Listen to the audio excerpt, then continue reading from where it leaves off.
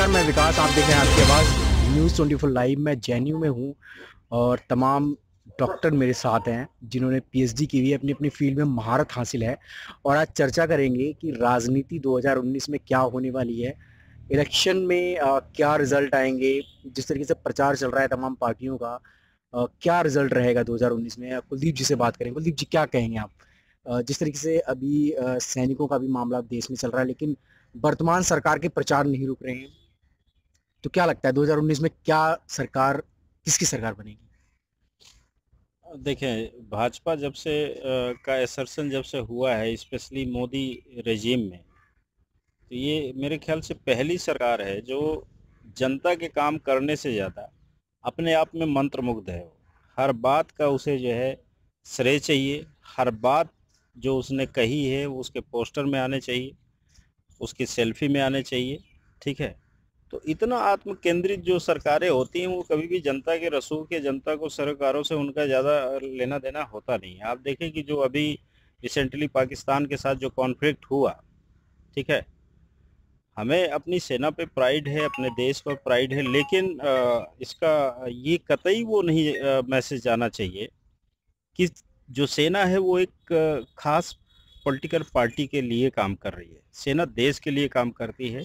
आपने उसे अपने प्रचार में, अपने बैनर में, अपने बोर्ड पे इस तरह से लेके आए हैं, तो मुझे लगता है इस तरह के जो कॉन्सेप्ट है, ठीक है, जिसको हम कह सकते हैं कि राष्ट्र के साथ एक तरह से खिलवाड़ है, ये कहीं ना कहीं जनता में इस पर्टिकुलर दल के खिलाफ एक रोष तो पैदा कर रहा है कि जो इनका जो मामला था 2014 में, वो 2019 में आने से रहा। बहुत मुश्किल है, क्योंकि अब जो डेमोक्रेसी का जो एक कॉन्सेप्ट है कि जनता के लिए आपको काम करना है, जनता के लिए काम करना है, जनता से ज्यादा इनको अपने आप की चिंता पड़ी रहती कि हमने क्या किया। ठीक है। जी अवनी जी, आप कहेंगे? देखिए, जहाँ तक भारतीय जनता पार्टी की बात है, तो लोगों में जो जमीन पर रोष है हाँ। और इनकी जो कारनामे हैं, चाहे आर्थिक क्षेत्र में हो, ये विफल हैं। और गांव में जैसे कि किसान है वो गाय से परेशान है, और इस तरह की मॉब फ्रेंजी पॉलिटिक्स जो हो रही है वो देश के लिए बहुत ही खतरनाक है। दूसरी तरफ उत्तर प्रदेश के संदर्भ में जिस तरीके से समाजवादी पार्टी और बहुजन समाजवादी पार्टी का गठबंधन हुआ है, उससे एक लार्ज चंक जो वोटर का है उनके खेमे में है। तो हमें लगता है कि इस बार जो उत्तर प्रदेश में मामला है वो त्रिकोणीय है, और उसमें हमें किसी को भी कमतर नहीं आंकना चाहिए। फिर भी स्थितियां समाजवादी पार्टी और बीएसपी के गठबंधन में हमारे हिसाब से ज़्यादा फेवरेबल हैं। और छात्रों की बात जहाँ तक रही, मैं साइंस का विद्यार्थी हूँ, तो मुझे लगता है कि जिस तरीके से फेलोशिप का कर्टेल हुआ, एजुकेशन बजट का कर्टेल हुआ, और इसी तरीके से डिफरेंट प्रोजेक्ट्स में सैंक्शन नहीं हो रहे साइंस में, तो उससे विज्ञान जगत में बहुत ही निराशा है। और बहुत से बच्चों ने यहाँ एम्स, आईआईटी, जेएनयू, उन्होंने यूजीसी और एमएचआरडी में मार्च किया, लेकिन ये सरकार और इसका अड़ियल रवैया वो छात्र हितों की बात नहीं करता। वो एक पर्टिकुलर तबके की बात करता है और एक पर्टिकुलर टाइप का इंस्टीट्यूशन खोलने की बात करता है, जैसे गलगोटिया, और ये जो प्राइवेटाइजेशन की तरफ इनका ज़्यादा ध्यान है। और जिस तरीके से देश की बड़ी बड़ी यूनिवर्सिटीज जो शुरुआत हुई थी हैदराबाद सेंट्रल यूनिवर्सिटी से, और उसके बाद जेएनयू, फिर सयाजीराव गायकवाड़ यूनिवर्सिटी का फाइन आर्ट्स डिपार्टमेंट, इसी टेलीविज़न फिल्म इंस्टीट्यूट, फिर Tata institute of social sciences, Manipur university, Allahabad university, तो ये ढपली रोज बज रही है। ये छात्रों के बीच में एक बहुत ही दूसरे तरह का, तो कहीं ना कहीं छात्र जो है इस बार बीजेपी से कतराएंगे। हाँ, ऑब्वियसली लोगों में निराशा है, बेरोजगारी है, हताशा है, और उससे ज्यादा किसी दिलीप जी, मेरा सवाल आपसे है, जिस तरीके से 2014 में बीजेपी आती है, फिर रोहित वेमुला, ऊना कांड, जितना शोषित और जितना इनको पीड़ित करना था, इस समाज को इन्होंने पीड़ित किया, तो क्या लगता है आपको एससी एसटी और ओबीसी इस बार वोट देगा बीजेपी को? देखिए, एससी एसटी हो, ओबीसी हो, इवन और तबके के जो लोग हैं जो भारत में रह रहे हैं और सरकार की जो ये तमाम गलत नीतियों से प्रभावित हैं। जहाँ तक सवाल ऊना कांड का है, आपको मैं एक बहुत महत्वपूर्ण बात बताऊंगा इसमें कि ऊना कांड हो या रोहित वेमुला कांड हो, जब जब इस विदेश में जाति के सवाल को लेकर के लोग मुखर हुए हैं, तब तब भारतीय जनता पार्टी हो चाहे कांग्रेस की पार्टी हो, ये दोनों पार्टियों ने राष्ट्रवाद का मुद्दा ला करके उस मुद्दे को डुबो दिया है। इसलिए जनता कांग्रेस को भी नकारेगी, जनता भारतीय जनता पार्टी को भी नकारेगी, इसलिए क्योंकि इन्होंने दलितों के साथ कभी न्याय नहीं किया है। बीजेपी आती है, बोलती है कर देंगे, राम मंदिर बनवा देंगे, दलितों का फेलोशिप रोकता है, दलितों की हत्या करवाती है। क्यों?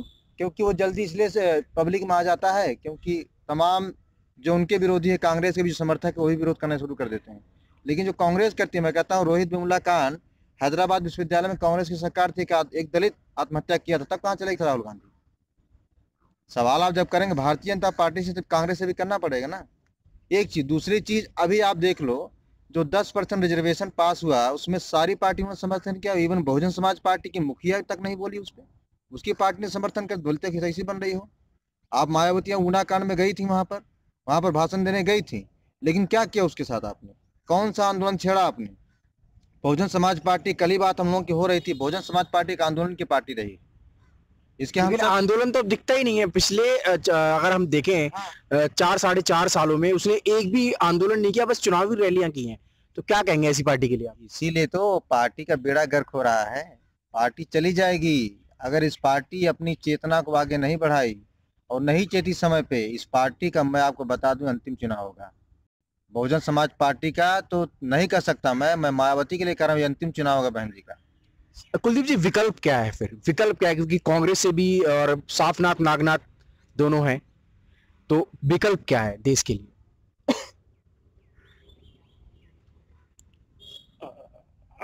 मतलब आपका मतलब है कि कांग्रेस, भाजपा, सपा, बसपा, ये जितने भी दल हैं इनके खिलाफ?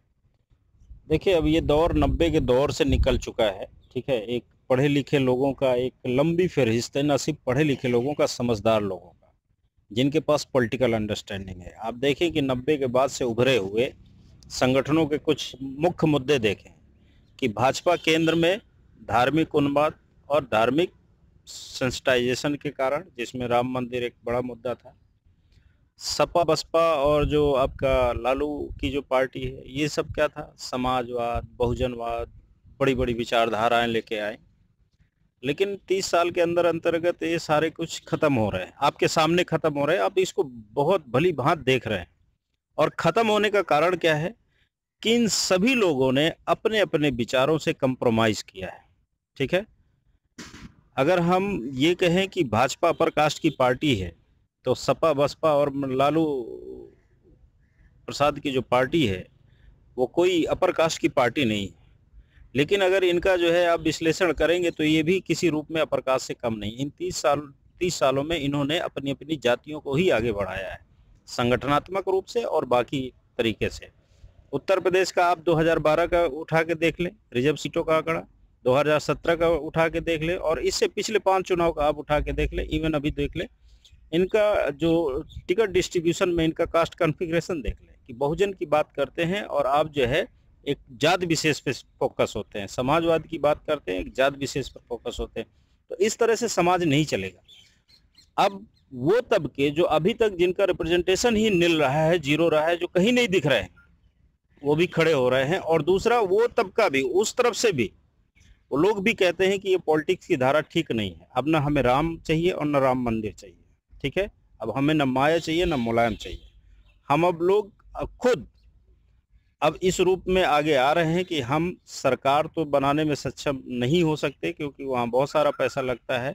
तो डायरेक्ट तो हम नहीं कुछ कर सकते, लेकिन इनडायरेक्ट हम बहुत कुछ कर सकते हैं कि सरकारों पे अब इतना प्रेशर डाल देंगे कि जनहित, जन कल्याण।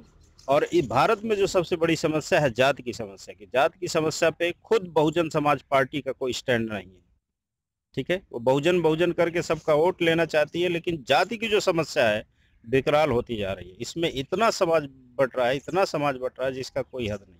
तो अगर भारत को 21वीं सदी में ले जाना है, जो आपका एक दार्शनिक जो दर्शन वाक्य है, जिसको आप कहते हैं विश्व गुरु वसुधैव कुटुंबकम और जाने क्या क्या आपके पास शब्दों का भंडार है, अगर वास्तव में अपनी फिलॉसफी को आप जस्टिफाई करना चाहते हैं, तो उन मूल मंत्रों को साकार करने के लिए आपको ये तमाम जो आपकी डिमेरिट्स हैं इनको छोड़ना पड़ेगा, इनको कहीं ना कहीं आपको त्याग करना पड़ेगा, ठीक है। क्योंकि अगर आप इनको सबको साथ लेके चलते हैं, अभी भी 70 सालों में इस देश में तमाम ऐसे समाज हैं जिनके पास 10वीं पास बच्चा नहीं है पूरे इंटायर उनकी कम्युनिटी में, ठीक है। आज भी इस देश में लोग कोई भी पेशा कर रहे हैं, पैसे के आधार पर एक दूसरे से आप हेट कर रहे हैं, ठीक है, नफरत कर रहे हैं। और ये अगर अपर कास्ट या सवर्ण तबका करे तो चलो कोई बात नहीं, क्योंकि उन्होंने एक विधान बनाया उसके अकॉर्डिंग चलते हैं। लेकिन जब नीचे का तबका वही बिहेव करने लगे तो आपको सोचना पड़ेगा कि आप कहाँ हैं। तो ऐसे में जो युवा है, जो यूथ है, स्पेशली जो पढ़े लिखे लोग हैं, उनकी बड़ी महत्वपूर्ण भूमिका है, बहुत ही उनका इम्पोर्टेंट रोल है कि देश दुनिया को बदलने की ताकत इनमें है। और अभी हो सकता है कि ना कर पाए, लेकिन समाज बदलने का पूरा आने वाले समय में कहीं ना कहीं। सर एक सवाल मेरा है, आप जिस तरीके से मार्च में अभी 5 मार्च का है और कल भारत बंद का ऐलान किया गया है वामसेप की तरफ से, तो क्या कहेंगे आप? ये 13 पॉइंट जो रोस्टर था, ये थोड़ा सा जानना चाहूंगा मैं कि रीजन क्या रहा है 13 पॉइंट रोस्टर से, ऐसा क्या होने वाला है जिससे कि बहुजन समाज को उसमें हानियां होंगी? मनीष जी। एक्चुअली जैसा कि रोस्टर सिस्टम पहले था 200 पॉइंट का था, तो लेकिन उसको बदल करके जो 13 पॉइंट रोस्टर आया, तो उसके प्रावधानों के अनुसार अगर जो एसटी तबका है या एससी है वो 100 साल बाद भी नौकरी पा नहीं सकता, जो कि कहीं न कहीं एक साजिशन, एक षड्यंत्र है कि पर्टिकुलर सेक्शन ऑफ सोसाइटी समाज की मुख्य धारा में ना आ पाए। इसके लिए जैसा कि आपने कहा कि वामसेप ने कल प्रोटेस्ट रखा है, तो मुझे लगता है कि जो वामसेप रहा वो मान्यवर काशीराम जी ने जब शुरू किया तो कहीं न कहीं वो बहुत ही आत्मचेतस थे। लेकिन समय के साथ राजनीतिकरण हुआ, मायावती जी आई और संगठन में कमजोरी आई, तो कहीं न कहीं ये बहुत पहले हो जाना चाहिए था तो ज़्यादा अच्छा होता। और हमें अपने अधिकारों के लिए मुखर होना पड़ेगा, अपनी लड़ाई हमें स्वयं लड़नी पड़ेगी।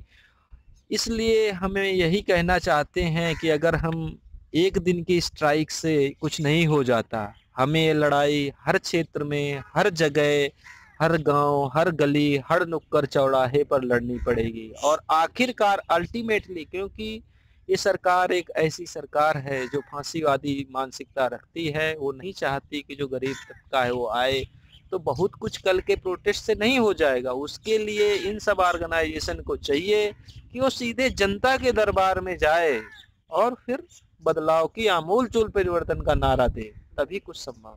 तो ये हमारे साथ जेएनयू के वो अनमोल रतन हैं जिन्होंने अपनी रिसर्च से तमाम चीज़ें पूरे देश को दी हैं। तमाम खबरों के लिए आप देखते रहिए आपकी आवाज़ न्यूज़ 24 लाइव।